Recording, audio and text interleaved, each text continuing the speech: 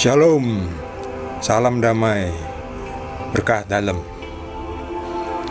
Kita sudah sampai Markus bab 16. Kali ini kita akan membaca tentang kebangkitan Yesus. Setelah lewat hari Sabat, Maria Magdalena dan Maria ibu Yakobus serta Salome membeli rempah-rempah untuk pergi ke kubur dan meminyaki Yesus. Dan pagi-pagi benar pada hari pertama minggu itu, setelah matahari terbit, pergilah mereka ke kubur. Mereka bertanya seorang kepada yang lain, "Siapa yang akan menggulingkan batu itu bagi kita dari pintu kubur?" Tetapi ketika mereka melihat dari dekat, tampaklah batu yang memang sangat besar itu sudah terguling. Lalu mereka masuk ke dalam kubur, dan mereka melihat seorang muda yang memakai jubah putih duduk di sebelah kanan. Mereka pun sangat terkejut. Tetapi orang muda itu berkata kepada mereka, "Jangan takut. Kamu mencari Yesus orang Nazaret yang disalibkan itu. Ia telah bangkit. Ia tidak ada di sini. Lihat, inilah tempat mereka membaringkan dia. Tapi sekarang pergilah.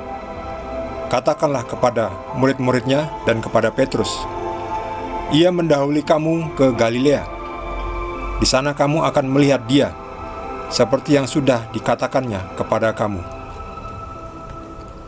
Lalu mereka keluar dan lari meninggalkan kubur itu, sebab gentar dan dahsyat menimpa mereka. Mereka tidak mengatakan apa-apa kepada siapapun juga karena takut. Dengan singkat, mereka sampaikan semua pesan itu kepada Petrus dan teman-temannya. Sesudah itu Yesus sendiri dengan perantaran murid-muridnya memberitakan dari timur ke barat berita yang kudus dan tak terbinasakan tentang keselamatan yang kekal itu. Demikianlah sabda Tuhan.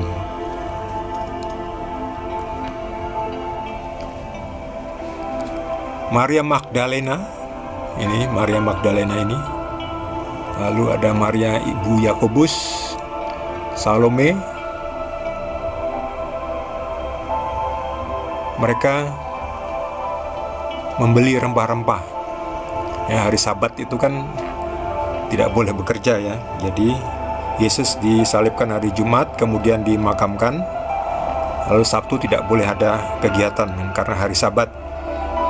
Lalu Minggu pagi, ya, setelah lewat hari Sabatnya, mereka ini bertiga membeli rempah-rempah untuk meminyaki Yesus ya. Di sana budayanya seperti itu.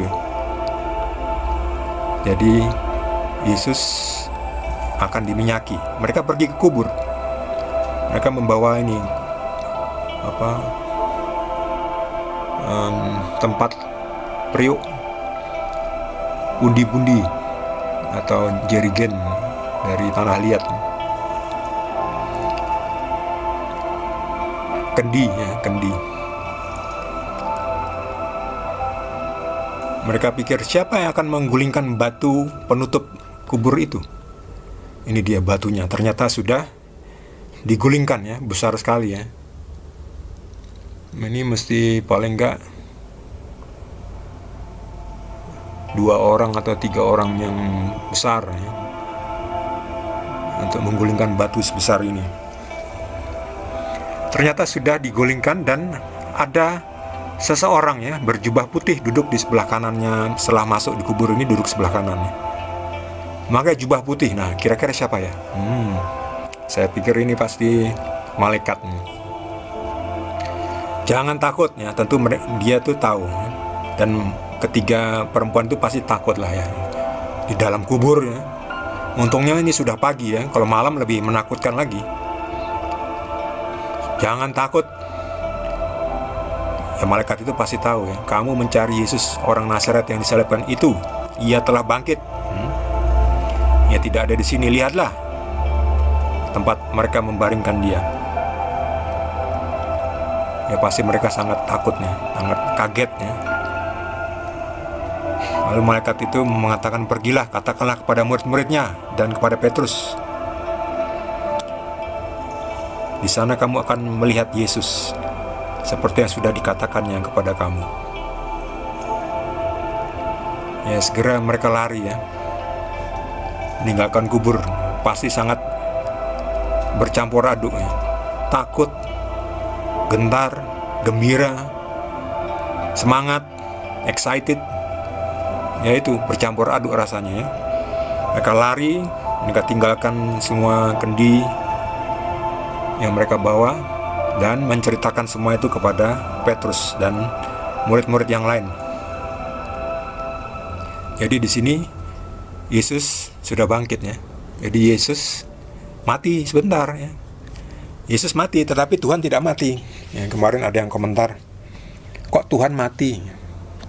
Ya, Tuhan tidak mati ya. Yang mati Yesus memang. Yesus itu manusia ya. Tapi Tuhan Yesus tidak mati ya. Karena Yesus itu 100% Tuhan dan 100% manusia. Yang mati itu Yesus manusia ya. Tuhan Yesus tidak mati. Ini buktinya udah dengan tubuhnya fisik juga dibangkitkan oleh Yesus sendiri. Yang membangkitkan siapa? Yesus sendiri. Yesus sebagai Tuhan yang membangkitkan dirinya sendiri juga ya. Karena Tuhan itu satu, Allah Bapa dan Putra itu satu, dan Roh Kudus juga satu entitas.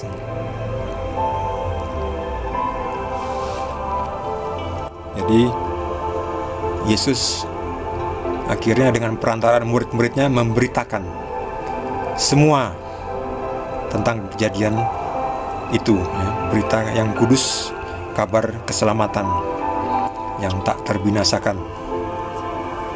Yaitu dari dulu sampai hari ini dan sampai akhir zamannya. Kabar keselamatan itu akan terus diberitakan. Ya, melalui siapa? Melalui murid-muridnya dan penerusnya. Ya, saya juga ikut partisipasi ini, ikut memberitakan kabar keselamatan ya. Mudah-mudahan bagi Anda yang mungkin belum percaya bisa menjadi percaya pelan-pelan ya. Bagi yang tidak mau percaya, pelan-pelan bukalah hati saudara supaya Roh Kudus sendiri yang akan menyentuh hati Anda. Karena memang tidak akan ada yang bisa datang kepada Yesus kecuali itu ditarik oleh Bapa. Ya, bukalah hati ya. Supaya bisa ditarik itu harus mau merespons dengan positif ya. Kalau tidak merespons dengan positif ya tidak bisa juga ya. Karena manusia mempunyai pilihan ya.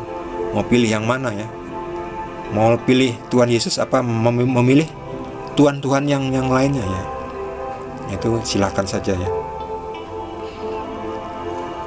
Bagi Anda yang sudah percaya, tetap jangan gentar, jangan berubah.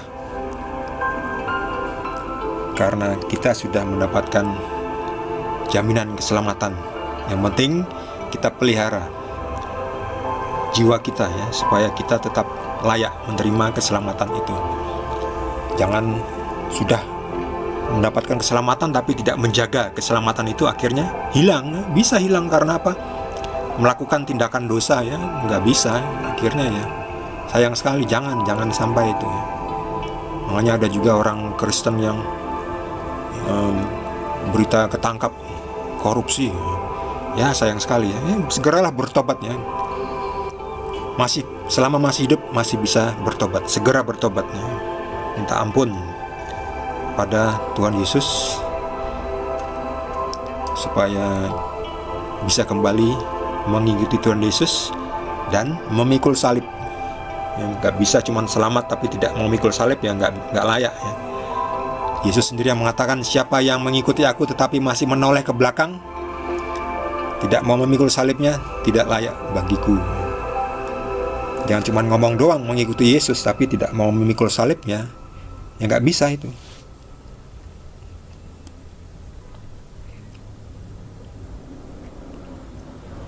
Bagi saudara yang mendapatkan tambahan pengetahuan, pencerahan dari Tuhan Yesus, boleh juga menyampaikan kepada kita semua.